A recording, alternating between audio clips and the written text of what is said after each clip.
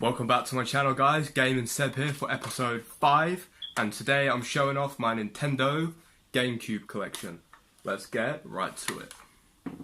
So starting off, I just want to show off my consoles. I have 2 GameCubes. This is the indigo colour, and this was released in 2001 alongside the black one. And I believe, I'm not sure if it was America or Japan, also got a spiced orange colour, which unfortunately was never released in Europe. But yeah, that's my indigo GameCube. Just going to put that to the side there. I also have the matching controller for it, which is in fully working and pretty decent condition. The GameCube controller is probably my favourite controller of all time. It's just so comfortable in your hands, and it is such a kind of unique looking controller, especially for its time. And I also have a couple of memory cards, nothing too exciting. Couple of off-brand ones. One of them got corrupted, so I had to buy another one off eBay. Let's put them to the side there. And I also have the Platinum GameCube, which I believe was released, don't know if it was 2 or 3 years after the original colours were released, but this one, they had a bundle for it in Argos, I believe, with Mario Smash Football, and also you can get it with Mario Kart Double Dash. I didn't get this one as a kid. I actually got this from the market, I think just before Christmas last year. I managed to get it for, I think, £20 with a bunch of games, so that's pretty cool. It's a little bit beat up compared to my Indigo one, but it's still nice. I still like it. Let's put that there. Now time to get on to the games that I own. So the first one, Super Smash Bros. Melee. This is the first Smash game I ever played, and it is absolutely awesome. Not as good as Smash Bros. Brawl in my opinion.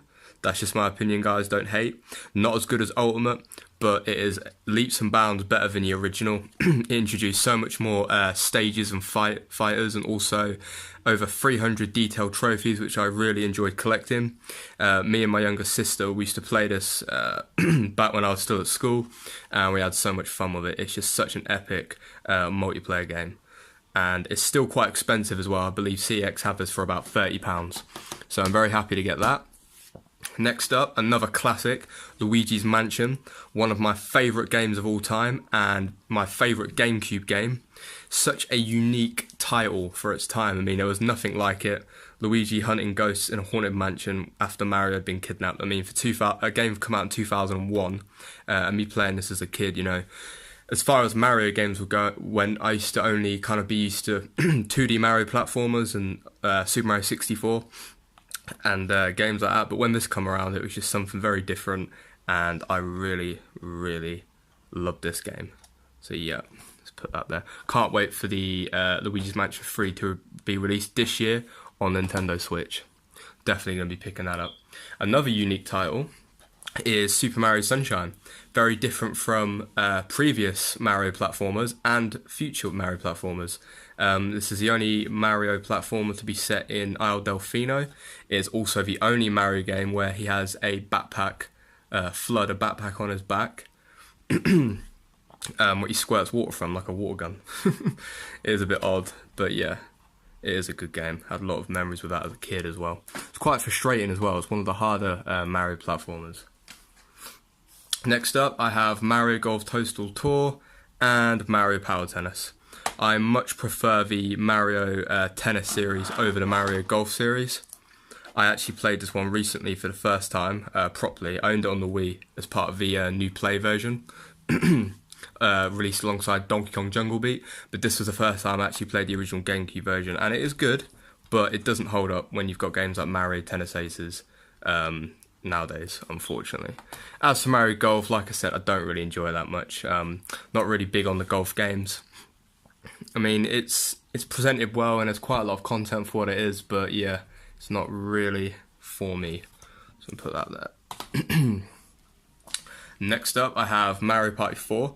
This is the first Mario Party that I ever played. I actually remember going to Game Station, I think back in 2004, kind of 2005 time, when I first got a GameCube, and played this, and I thought, wow, this is, you know, very different. So I liked it kind of more than what I probably would have. And then I got Mario Party 5 a year later, or about 6 months later, and it didn't seem as good to me as the well, I would say original. It's not original at all, but to me, this was the first Mario Party I ever played. I haven't actually played Mario Parties 1 to 3 on the N64 yet. I've only played the 4, 5, couple of ones on the Wii, and of course the Switch, GBA, and the DS. Oh, and 3DS. Jesus, there is a lot of Mario Party games. But yeah, so yeah, Mario Party's alright, but definitely prefer the 4 over number 5. Put that there. Next up, I have Dance and Stage Mario Mix. This game is pretty rubbish, to be honest. I think you should really use the dance mat to fully enjoy this game. Unfortunately, I do not own the dance mat, nor do I really want it. It's very inexpensive, it's not really rare, it's not valuable, and to me the game is simply just not that good enough. It's very short, it's very mediocre, and it's not really, doesn't really feel like a true Mario game, you know? But yeah. Then I also have 007 Nightfire. I remember playing this game a lot on the PS2, using my brother's PS2 back when I was younger.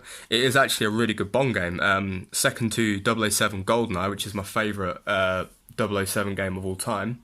This is probably my second. I got right to the end. I remember I was on the last mission, but unfortunately I never actually completed it. I probably will go back to this at some point and see if I actually can try and play it all through again and finish it. But yeah, it's good. Had a lot of fun with my older brother playing on this, multiplayer as well on the PlayStation. Next up, nothing too interesting, Legends of Wrestling. I got this for I think £1.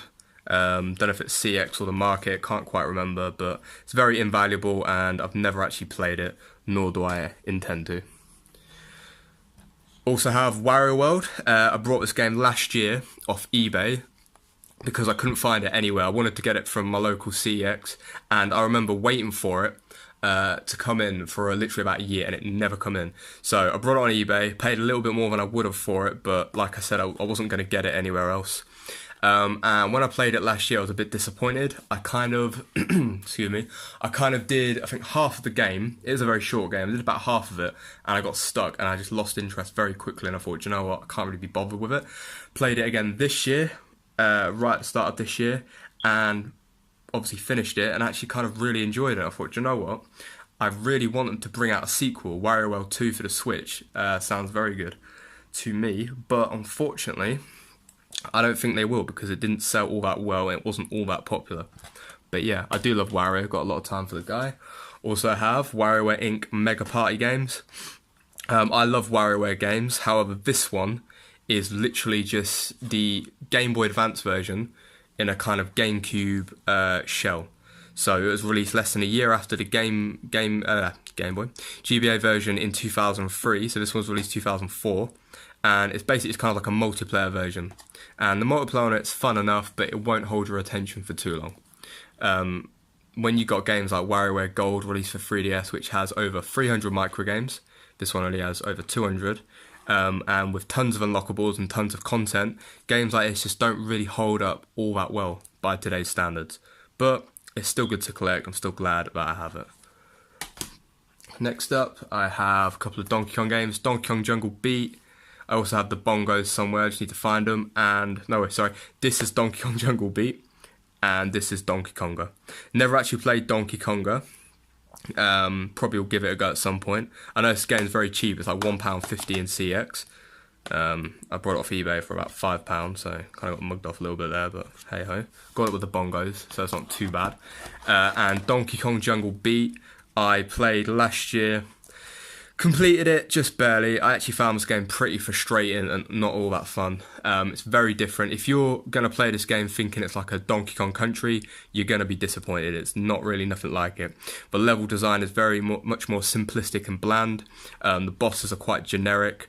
It does have a unique idea with the bongos, which works well half the time, I suppose.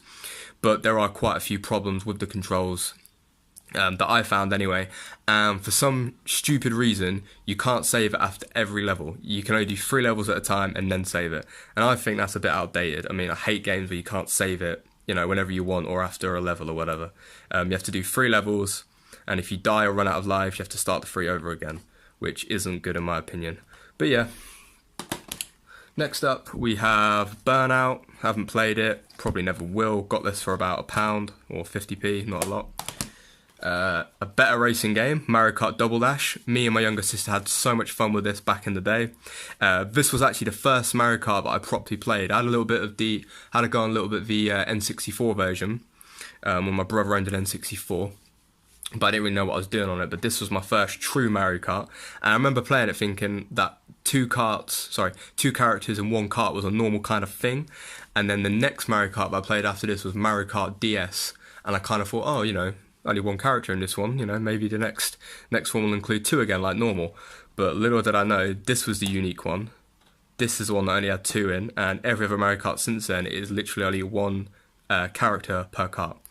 But I would love it if they brought out Mario Kart Double Dash 2 for the Switch. I think that would be a very good move by Nintendo. But we can only hope. I know Mario Kart Tour's coming out this year for mobile. And I'll definitely check that out, but it's not quite the same. The last two games now, WrestleMania X8. Never played it. Very cheap. Not rare. That's what I've got to say about that. My last game is The Simpsons Hit and Run, and this is one of my favourite games of all time. I absolutely love this game. I remember owning it on the PlayStation 2 back in 2004. Got it for, I think, like my 12th or 13th birthday.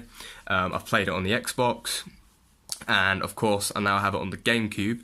The only thing I don't like is the GameCube version is like 3 or 4 times more expensive than the PlayStation and Xbox. I got this from CEX for £22, and I looked at the PlayStation version, it's like £5, and the Xbox one's like £7 or £8. So I guess it was a lot rarer on the GameCube and a lot less people had it. But yeah, nonetheless, it's such an awesome game. I've completed this probably about 10, 11, 12 times, and I'll probably complete it again in a couple of years. It's kind of a game I'll never get tired of. But yeah, it's just, I love The Simpsons, and this is clearly, without a shadow of a doubt, the best Simpson game they've ever released. Really want a sequel, think it's too late now. I mean, this was released 15, 16 years ago. It's kind of like if they were going to bring out a sequel, they would have done it by now. So, yeah. But that is my GameCube collection. Well, there we have it, guys. That's my GameCube collection. Thank you very much for watching. Would really appreciate it if you were to like or subscribe to my channel for future videos. I have a lot more videos coming your way. Thank you very much. One more time, I'm Game and Seb. Goodbye.